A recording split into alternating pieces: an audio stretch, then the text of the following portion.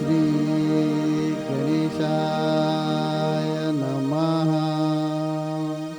श्री सरस्वते नमः. श्री गुरुभ्यो नमः. जगद्गुरु नरेंद्राचार्य महाराज की जय. सद्गुरु काडसिद्धेश्वर महाराज की जय. संत शिरोमणि गजानन महाराज की जय. आद्य जगद्गुरु रामानंदाचार्य महाराज की जय. सियावर रामचंद्र की जय. गुरुर्ब्रह्मा गुरुर्विष्णू गुरुर्देवो महेश्वरा. गुरुर साक्षात परब्रह्म तस्मै श्री गुरवे नमः. सार्थ श्रीमत दासबोध दशक 19वा समास पहिला. लेखन क्रिया निरूपण. श्रीराम ब्राह्मणे बाळबोध अक्षर घडसुने करावे सुंदर.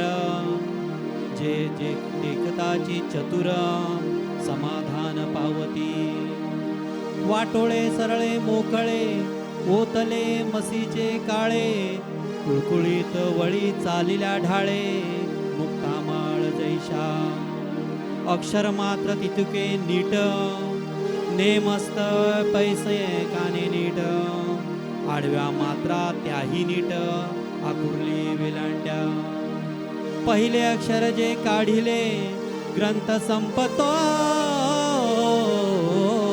पाहत गेले. एका टाकेंची लिहिले ऐसे वाटे. ऐसा ग्रंथ जपून लावा प्राणी मात्रास उपजे हेवा. ऐसा पुरुष तो पहावा म्हणती लोक. पुंडलिक वरदे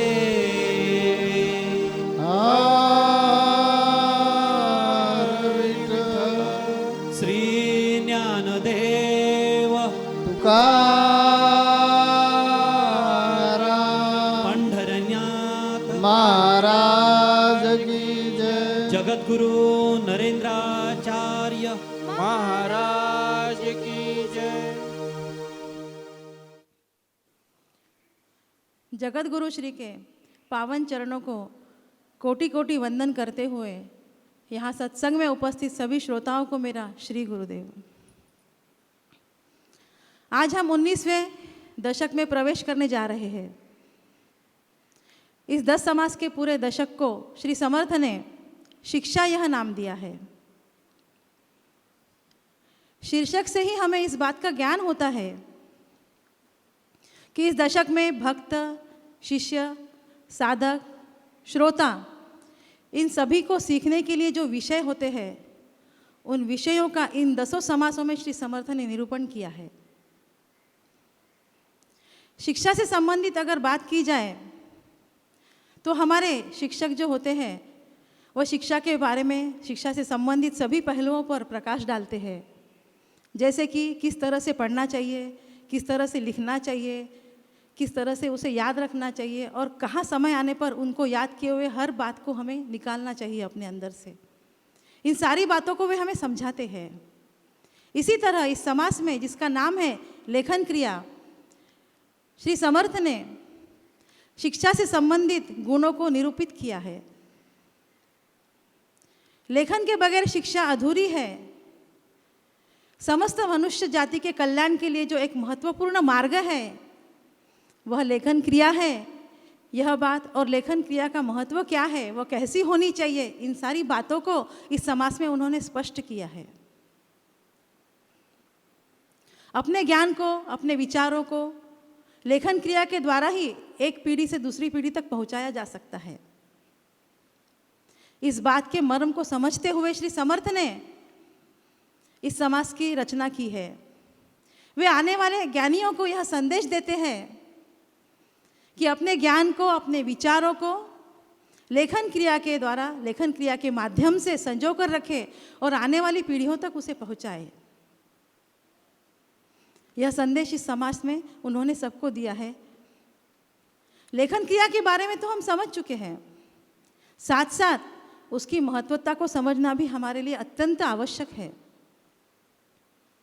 लेखन क्रिया सृष्टि की उत्पत्ति से ही ब्रह्मा द्वारा लिखे गए चारों वेदों के साथ ही आरंभ हुई थी। तत्पश्चात अनेक शास्त्रों, पुराणों, ग्रंथों, महाकाव्यों के रूप में अनेक देवी देवताओं ने, संत महात्माओं ने उसे इस कलयुग तक लेखन क्रिया के माध्यम से ही पहुंचाया है। हम तक लेखन क्रिया के माध्यम से ही पहुंचाया है। जैसे सतयुग में वेद को 4 अलग अलग भागों में लिखा गया था। त्रेता युग में वाल्मीकि द्वारा रामायण की रचना, द्वापर युग में गणेश जी एवं व्यास जी द्वारा महाभारत की रचना। भगवान कृष्ण के कुरुक्षेत्र में अर्जुन को दिए हुए उपदेशों को गीता के माध्यम से ही, लेखन क्रिया के माध्यम से ही हम तक पहुंचाया गया है। इस तरह सभी चारों वेद, 6 शास्त्र, 18 पुराण और 32 उपनिषद और महाकाव्यों को, इन सब के कारण ही हम अपने जीवन में आज अध्यात्म के मार्ग की तरफ बढ़ने हेतु प्रकाश पा रहे हैं। 450 साल पहले श्री समर्थ रामदास स्वामी जी ने अगर दासबोध नहीं लिखी होती तो आज हम इन विषयों पर चर्चा नहीं कर रहे होते। समर्थ रामदास स्वामी जी के समय में ज्ञान प्रसार का एक प्रभावी माध्यम था ग्रंथ लेखन। समर्थ रामदास स्वामी को लेखन बहुत प्रिय था और इसी वजह से उनके संगति में रहकर कल्याण स्वामी भी एक उच्च प्रति के लेखक बन चुके थे। श्री समर्थ रामदास स्वामी अपने शिष्यों को हमेशा कहा करते थे कि रोज कुछ न कुछ लिखते रहना चाहिए। केवल लिखकर ही नहीं रखना है, उसे हमें समय समय पर पढ़ते रहना चाहिए और उसे हमें याद भी रखना चाहिए, ताकि समय आने पर हमारे ज्ञान को हम औरों में बांट सकें, अपने गुरु से प्राप्त किए हुए ज्ञान को हम जन जन तक पहुंचा सके। यह उनके इस कार्य के, इस लेखन क्रिया के पीछे समझाने का सबसे महत्वपूर्ण उद्देश्य था।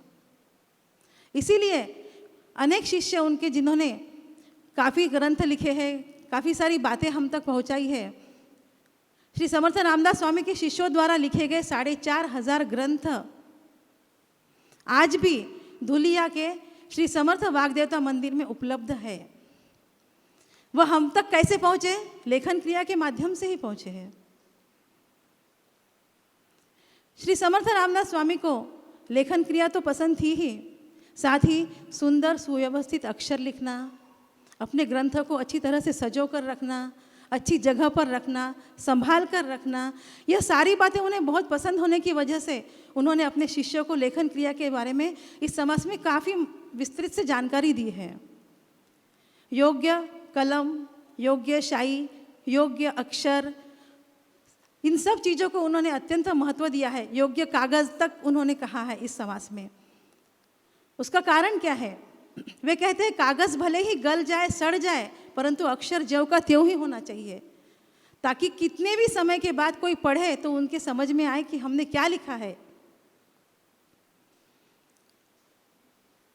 समर्थ रामदास स्वामी ने कहते हैं कि जो ग्रंथ हमारा पढ़ता है, जब भी ग्रंथ पढ़ने वाला व्यक्ति, उसके दिल में लेखन क्रिया की उत्सुकता निर्माण होनी चाहिए और साथ ही ग्रंथ पढ़ते समय उसे यह उत्सुकता आनी चाहिए कि ये लेखक से मैं जाकर मिलूं, ऐसी इच्छा उसकी होनी चाहिए।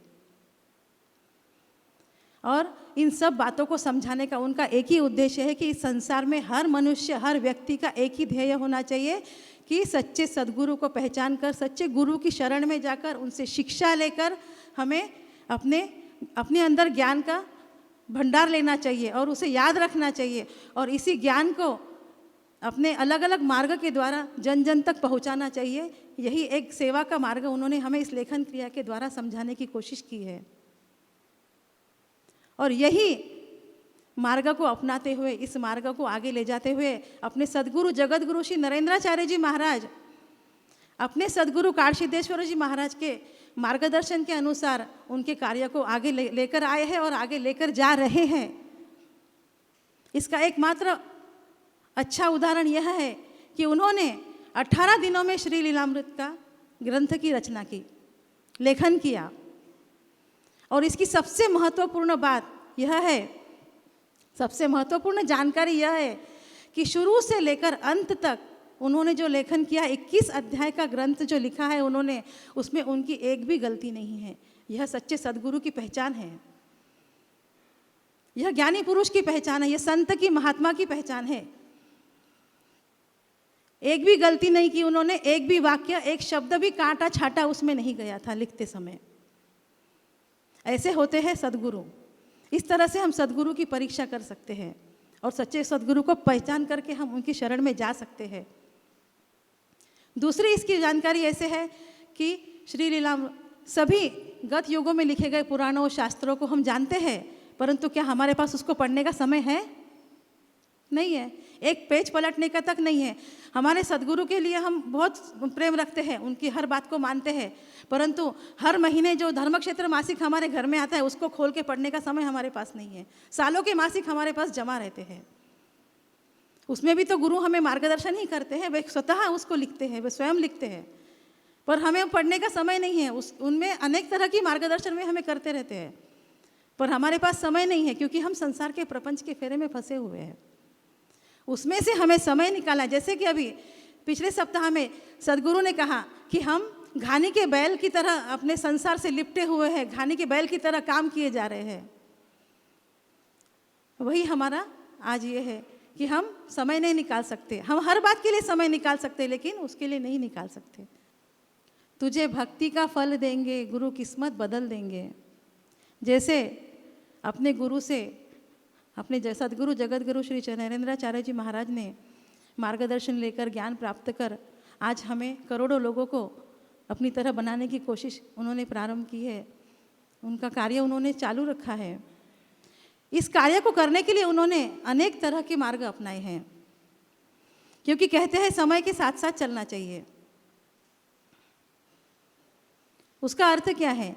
उन्होंने अनेक विज्ञान की प्रगति की अनेक तकनीकियों को भी अपनाया है अपने इस कार्य को पूरा करने के लिए, परंतु लेखन के महत्व को भी उन्होंने कम नहीं होने दिया है। अनेक तरह के ग्रंथ उन्होंने लिखे हैं, अनेक तरह की बातें बताने के लिए हमें अपने जीवन से जो जुड़ी हुई बातें हैं उसको हमने कैसे समझना है, जीवन में कैसे जीना चाहिए, गृहस्थ जीवन कैसे होना चाहिए, हमें भक्ति से लेकर मुक्ति के मार्ग तक किस तरह से जाना है, इसके लिए हमें उन्होंने मुक्ति के मार्ग का इस नाम का ग्रंथ भी लिखा है।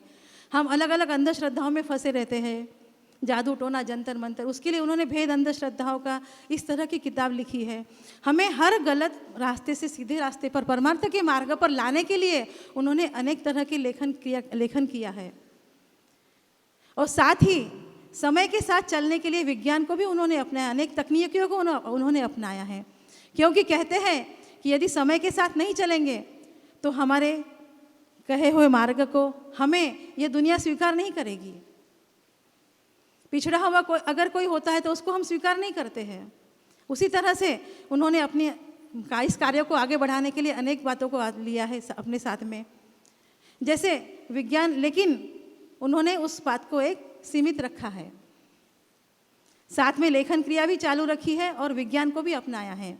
विज्ञान, आध्यात्म और व्यवहार को उन्होंने संतुलित बनाकर रखा हुआ है। आज विज्ञान पूरी तरह से हमारे ऊपर हावी है। विज्ञान एक हमारा अविभाज्य अंग बन चुका है। हम अपंग हो चुके हैं विज्ञान की वजह से। थोड़ी देर के लिए हमारे पास मोबाइल नहीं हो तो सुबह उठते बराबर हम उसे ढूंढने लग जाते हैं, किधर है किधर है किधर है। ये हमारी सबकी गति है। हमारे बच्चों के ऊपर विज्ञान ने कितना बुरी तरह से असर कर रखा है। आज बड़े बड़े स्कूलों में बच्चों को टैब दिए जाते हैं, ई स्टडी, ई होमवर्क, ये सब कुछ टैब के द्वारा चलता है। पढ़ाई भी टैब के द्वारा होती है, होमवर्क भी टैब के द्वारा होते हैं, सब कुछ उसी के द्वारा चलता है। और इन सब ने हमें अपंग बना रखा है।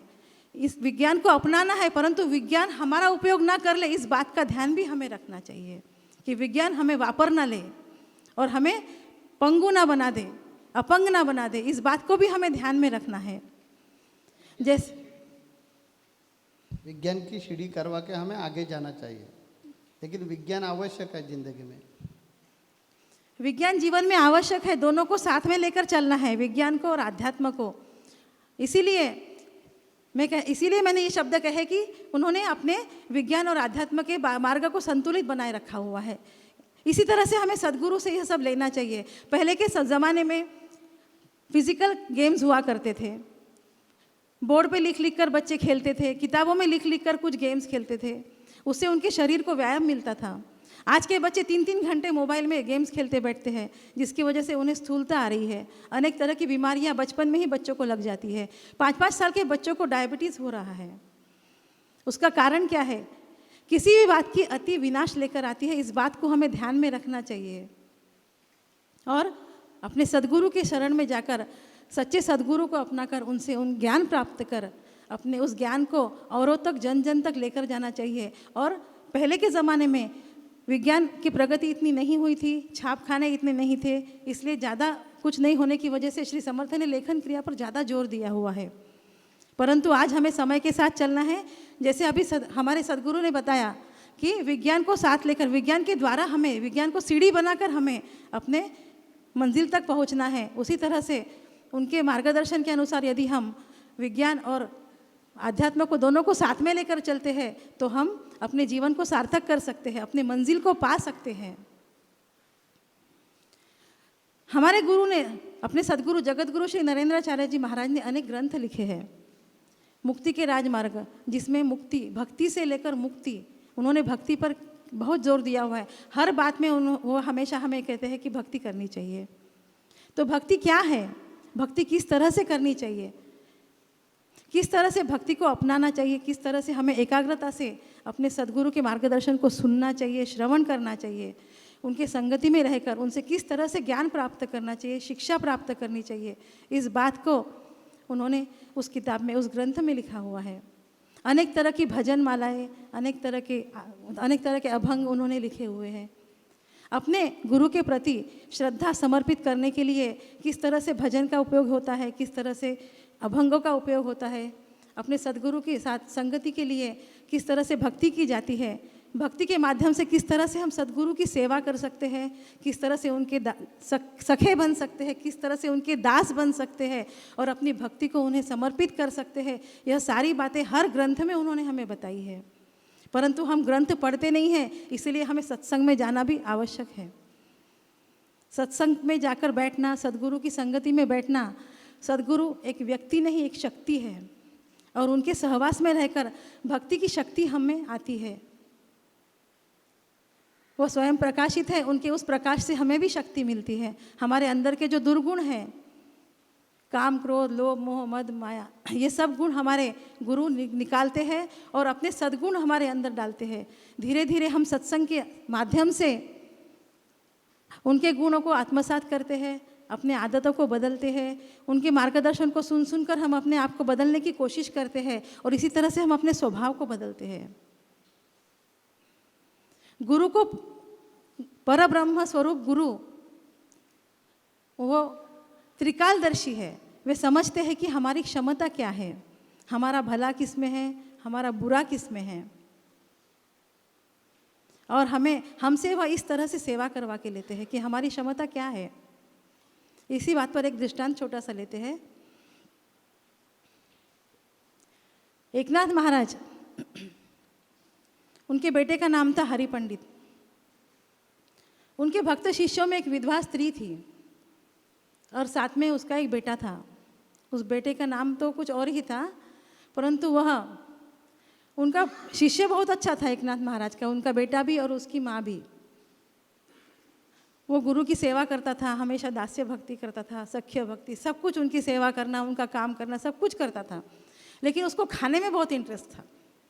उसे बार बार भूख लगती थी, काम करते करते बार बार वो खाने के लिए दौड़ जाता था। इसलिए एकनाथ महाराज ने उसका नाम पूरन पोड़ा रख दिया था। उसे पूरन पोड़ा कहकर ही उस आश्रम में सब लोग बुलाते थे। एक बार एकनाथ महाराज ने अपने भक्त शिष्यों को बुलाया और बिठाया सामने और कहने लगे, उस समय वो एक ग्रंथ लिख रहे थे। तो उन्होंने अपने भक्त शिष्यों से कहा कि मेरा निर्वाण का समय अब समीप आ चुका है, अब मेरे पास समय नहीं है, और मैं ये जो ग्रंथ लिख रहा हूँ वो उस ग्रंथ को मेरा शिष्य पूरन पोड़ा पूरा करेगा। तो सब शिष्य भक्त एकदम आश्चर्यचकित हो गए, कुछ हंसने भी लगे, अरे ये कैसा कर सकता है, इसको तो सिर्फ खाने में इंटरेस्ट है, ये क्या करेगा ग्रंथ का पूरा, ये क्या ज्ञान का प्रचार प्रसार करेगा अपने गुरु के। गुरु के सामने प्रश्न नहीं करना चाहिए, ये बात हम जानते हैं, पर कुछ लोगों के मन की भावना होती है, कुछ का स्वभाव होता है। कुछ ने, 2 शिष्यों ने पूछ ही लिया उनसे कि गुरुवर, आपके बेटे इतने शास्त्र जान चुके हैं, सब पुराण पढ़ चुके हैं, उनको इतना सारा ज्ञान है, सारे ग्रंथों का नॉलेज उनको है, उनका नाम न लेते हुए आपने पूरन पोड़ा का नाम किस तरह से ले लिया, वे कैसे इस ग्रंथों को पूरा कर सकते हैं। तब एकनाथ महाराज ने कहा कि हरि पंडित मुझे पिता के रूप में देखते हैं, हरि पंडित मुझे पिता के रूप में देखते हैं, और पूरन पोड़ा मुझे गुरु के रूप में मानता है और देखता है। वह मेरे साथ हर व्यवहार, हर बर्ताव गुरु के रूप में करता है। गुरु त्रिकालदर्शी है, वे समझते हैं कि सामने वाले की क्षमता क्या है, वह किससे कौन सा काम करवा के ले सकते हैं, कौन सा व्यक्ति कौन सा काम करने वाला, ये सब कुछ वे जानते हैं। पर हमारे मन की शंका हमें सवाल करने पर मजबूर करती है। गुरु को प्रश्न नहीं करना चाहिए, फिर भी हम प्रश्न करते हैं, हमारे मन के समाधान के लिए, हमारे शंका के समाधान के लिए। इस तरह से इस बात का तात्पर्य यह है कि गुरु अपने शिष्यों को घड़ते हैं, एक मिट्टी के गोले को वे आकार देते हैं, अपने ज्ञान को उनके अंदर पूरी तरह से भरते हैं, और अपने कार्य को किस तरह से आगे बढ़ाना चाहिए, कौन उसके लिए क्षमताशील है, कौन उसके लिए तैयार है, इस बात को वे समझकर उसी व्यक्ति को वो सेवा देते हैं।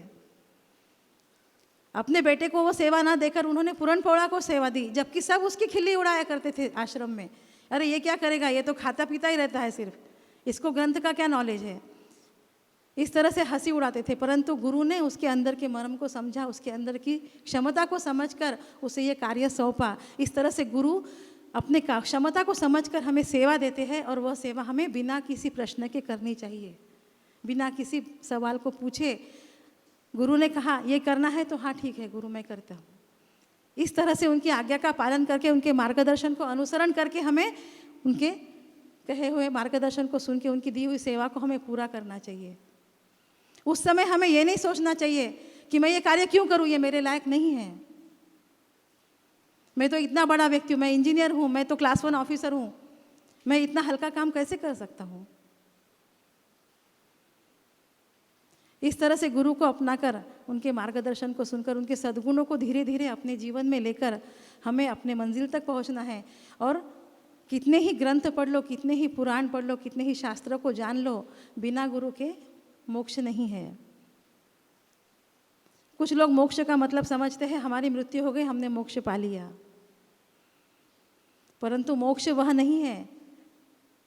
इस जन्म मृत्यु के चक्र से, इस फेरे को खत्म करना, गुरु के मार्गदर्शन से, उनकी संगति से, उनके गुणों को अपनाकर उसे खत्म करना, यही मोक्ष है। केवल मृत्यु के बाद हमें मोक्ष नहीं मिलता है, यह हमारा भ्रम है।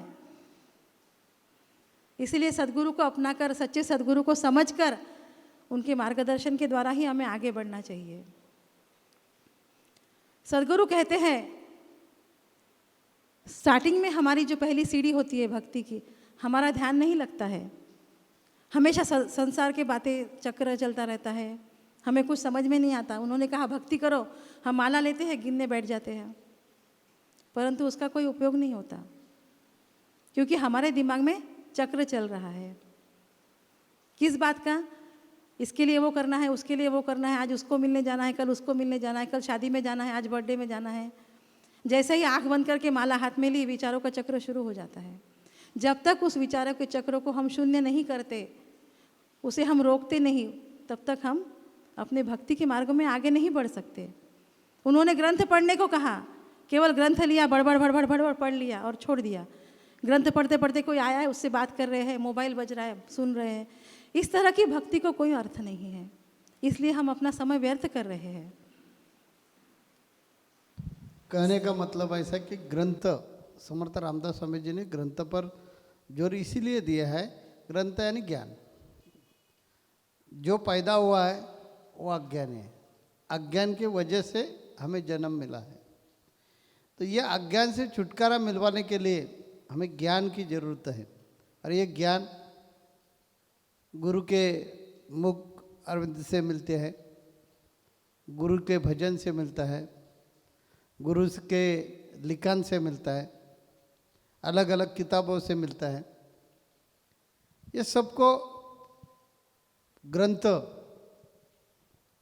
कहा जाता है। और वो ग्रंथ के माध्यम से हमने जो गुरु को कहने का है वो उसमें लिखा हुआ है। कभी कभी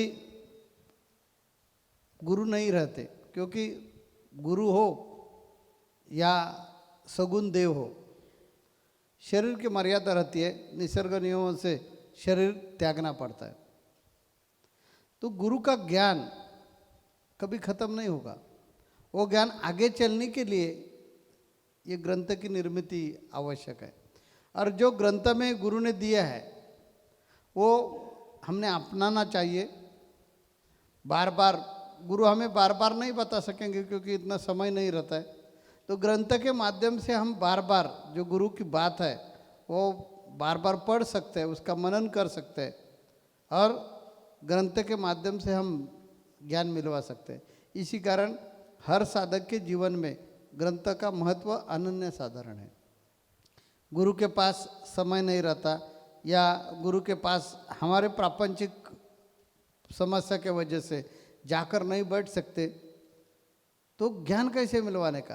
तो ज्ञान मिलवाने का माध्यम ग्रंथ है, ये ध्यान में रखिए। इसी कारण साधक ने ग्रंथों को अनन्य साधारण महत्व देना चाहिए। और गुरु की बात वो ग्रंथ में है, वो समझकर हमने हमारी प्रगति करना चाहिए। ये समर्थ रामदास स्वामी जी को कहने का है। इसलिए ग्रंथ की निर्मिति ऐसे अधिकारी पुरुषों ने करना चाहिए, जो आध्यात्म में अधिकारी पुरुष हो गए हैं, जिनको लग रहा है कि मुझे गुरु ने जो ज्ञान दिया वो मुझे समझ में आ गया है, अभी ये ज्ञान बांटना चाहिए। यही गुरु की दक्षिणा है। हमने 18 दिन में जो किताब बनाया वो मेरा काम ही नहीं है, ये मेरी बस की बात ही नहीं है। पीछे काड़ सिद्ध खड़े थे, वो बता रहे थे, वो हम सिर्फ लिखने का काम कर रहे थे। नहीं तो ये क्या हम कर नहीं पाएंगे। तो गुरु ने जो हमें बताया, जैसे सूर्य ने बताया, वो भगवान कृष्ण ने अर्जुन को बताया, उनका नाम गीता रख दिया।